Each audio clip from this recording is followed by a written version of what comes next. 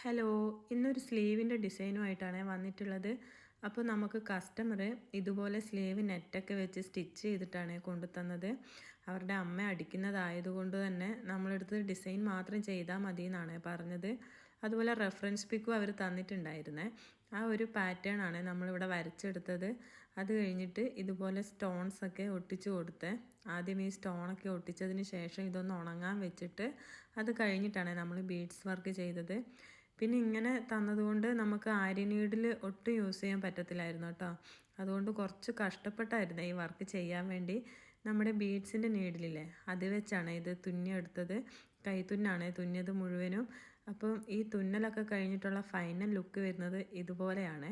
പിന്നെ അവർ പറഞ്ഞായിരുന്നു 5 മാത്രം, 5 ലെയർ മാത്രം മതിയെന്ന് പറഞ്ഞായിരുന്നേ. അതുകൊണ്ടാണ് നമ്മൾ ഇത്ര ഗ്യാപ്പ് ഇട്ട് ചെയ്തത്. അപ്പം ഫൈനൽ ലുക്ക് വരുന്നത് ഇതുപോലെയാണ്.